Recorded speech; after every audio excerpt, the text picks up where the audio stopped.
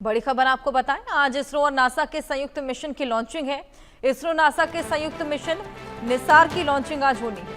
श्रीहरिकोटा में शाम 5:40 पर मिशन निसार लॉन्च होगा। इस मिशन से पूरी दुनिया को काफी लाभ होने वाला है। इसरो चीफ का यह बयान, मिशन से पृथ्वी की बेहतर निगरानी कर सकेगा भारत। तो भारतीय अंतरिक्ष अनुसंधान संगठन यानी कि इसरो और नासा का संयुक्त मिशन निसार उपग्रह आज श्रीहरिकोटा से अपने निर्धारित समय शाम 5:40 पर लॉन्च होगा। $1.5 बिलियन का यह मिशन पृथ्वी की सतह की निगरानी में मददगार होगा। निसार उपग्रह हर 12 दिन में पृथ्वी की भूमि और बर्फीली सतहों को स्कैन करेगा और प्राकृतिक आपदाओं की निगरानी में मदद करेगा। इस मिशन को भारत के GSLV F-16 रॉकेट से प्रक्षेपित किया जाएगा। मिशन से पृथ्वी की बेहतर निगरानी कर सकेगा भारत। खासा लाभ इसका होने वाला है। इसरो और नासा का यह संयुक्त मिशन है जिसकी लॉन्चिंग है और इसका नाम निसार दिया गया है। श्रीहरिकोटा से शाम 5:40 पर निसार लॉन्च होने वाला है और GSLV F-16 रॉकेट का इस्तेमाल कर इसको लॉन्च किया जाएगा।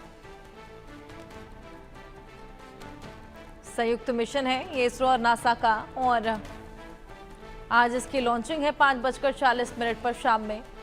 पृथ्वी की बेहतर निगरानी के लिए इस मिशन को चलाया जा रहा है।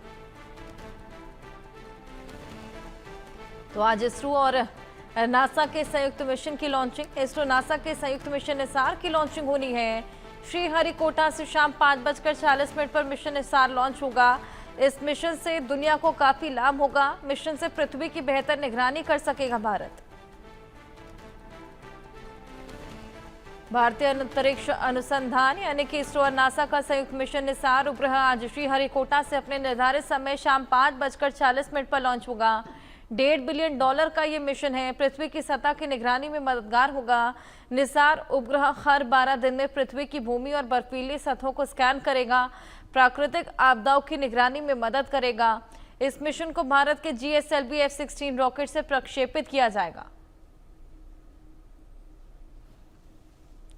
तो ये संयुक्त मिशन जिससे खासा लाभ होने वाला है।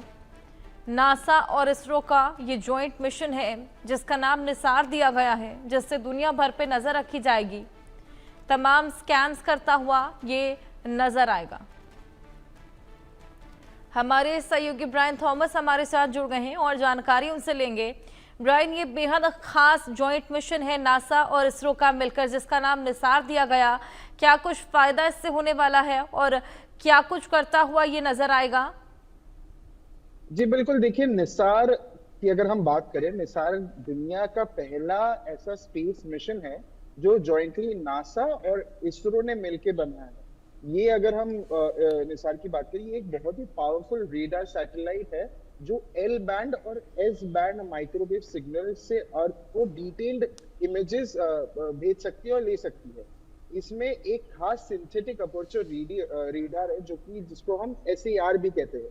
और ये जो एडवांस स्वीप स्टार टेक्निक है, ये जो एक स्वीप स्टार टेक्निक यूज करता है जिसमें से हाई रेजोल्यूशन के साथ वाइड एरिया का एक इमेज के ही बारे में एक बार में मिल जाता है। तो अर्थ से जो सारा डेटा है, जो सारा पिक्चर्स है, वो SAR के द्वारा हाई रेजोल्यूशन पिक्चर्स और वाइड एरिया का इमेज एक ही बार में मिलता है। अगर हम और बात करें, ये हर 12 दिन में दुनिया की जमीन और बर्फ से ढके हिस्सों का इमेज लेगा, जिसमें ग्लेशियर्स हो सकते हैं, सी आइस हो सकते हैं और आइलैंड्स भी हो सकते हैं।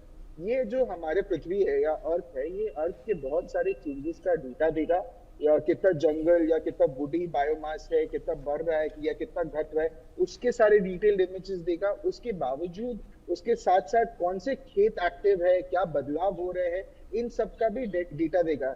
यही नहीं, वेटलैंड्स जो है या बलदर या पानी से भरा वाला जो एरिया है, कितने बदले हैं, ग्रीनलैंड, अंटार्कटिका और पहाड़ों के ग्लेशियर्स का क्या मूवमेंट है, क्या सी लेवल का क्या मूवमेंट है, क्या बायोमास का क्या मूवमेंट है, कितना घट रहा है, कितना बढ़ रहा है, कितना जंगल एरिया हमारा बढ़ रहा है या कम हो रहा है। और इसके साथ साथ जो अभी वोल्केनिक इरप्शंस की बात करें या इतने सारे अर्थक्वेक्स भी हो रहे हैं, आज भी एक अर्थक्वेक हुआ था, तो ये अर्थक्वेक, वोल्केनो, लैंडस्लाइड और अंडरग्राउंड वाटर या ऑयल के चेंजेस को भी ये डिटेक्ट करेगा, जो कि बहुत ही महत्वपूर्ण हो सकता है, बहुत ही इंपॉर्टेंट हो सकता है। इसरो ने सैटेलाइट का जो मेन स्ट्रक्चर है, सैटेलाइट का मेन स्ट्रक्चर इसरो ने बनाया है, जो कि I-3 के मॉडल, जिसको हम I-3 के मॉडल बोल सकते हैं, और साथ ही एस बैंड रेडार और स्पेसक्राफ्ट सिस्टम भी उन्होंने डेवलप किया है।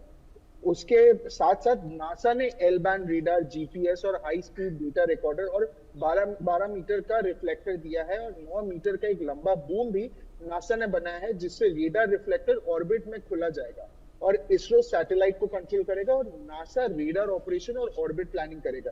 दोनों कंट्रीज का जो ग्राउंड स्टेशन डेटा रिसीव करेगा और प्रोसेस करने में काम करेगा। अगर हम निसार की खास बातों पे ध्यान दें तो ये एक डुअल फ्रीक्वेंसी एफएआर है, जो कि मैंने पहले ही बताया था, एल बैंड नासा की तरफ से और एस बैंड इसरो की तरफ से है। इसकी अगर हम एंटीना साइज की बात करें, एंटीना साइज 12 मीटर का बड़ा रिफ्लेक्टर होता है। अगर हम ऑर्बिट की बात करें, पोलर ऑर्बिट 740 किलोमीटर हाई है और 6 PM जो 6 PM सन साइक्रोनस है।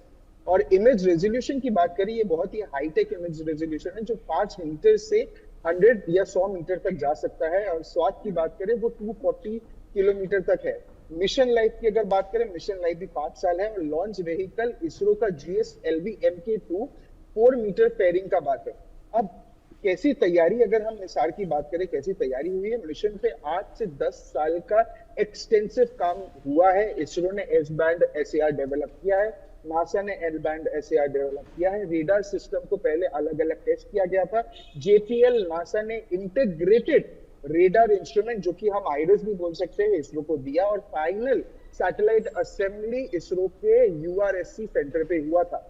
ये लॉन्च फेज की बात करें तो 30 जुलाई को GSLV से श्रीहरिकोटा से लॉन्च होगा और ऑर्बिट में पहुंचने के बाद 12 मीटर रिफ्लेक्टर बूम से ओपन किया जाएगा। जी।